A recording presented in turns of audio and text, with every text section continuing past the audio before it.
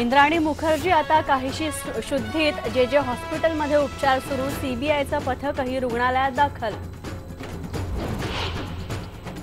हिंदू धर्माचा प्रचार करणाऱ्या संस्थांना संपवण्याचा श्याम मानव यांचा डाव। सामनातून शिवसेनेनं डागली श्याम मानव यांच्यावर तोफ। मुख्यमंत्री आज कल्याण डोंबिवलीत विकास परिषदेच्या बॅनरखाली उडवणार प्रचाराचा बार। स्वबळावर लढण्यासाठी भाजपचं आज डोंबिवलीत जोरदार शक्ती प्रदर्शन। कल्याण डोंबिवलीत 27 गावात शिवसेना पडली एकटी। भाजप, काँग्रेस, राष्ट्रवादी काँग्रेस आणि मनसे संघर्ष समिती सोबत।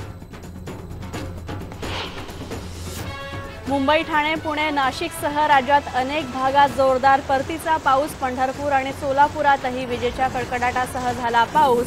वीज पडून 8 जण झाले ठार।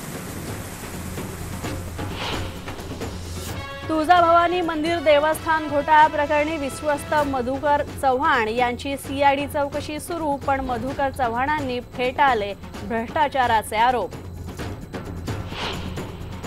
नाना आणि मकरंदच्या नाम फाउंडेशननं औरंगाबाद जिल्ह्यातलं गाव घेतलं दत्तक। ग्रामविकासाचा मांडणार नवीन पॅटर्न। संगीता ओव्हाळेंसह तिघींची स्वच्छता दूत म्हणून नियुक्ती। मात्र सरकार दरबारी स्वच्छता दूतांची होते उपेक्षा। साधा प्रवास भत्ता सुद्धा मिळत नाही। दक्षिण आफ्रिकेविरुद्धच्या पहिल्या T20 मध्ये भारताचा पराभव। 7 विकेट्सनं जिंकली दक्षिण आफ्रिका। आणि आजपासून सुरू होणार इंडियन सुपर लीगचा धमाका। दुसऱ्या सीझनसाठी 8 टीम्स तयार।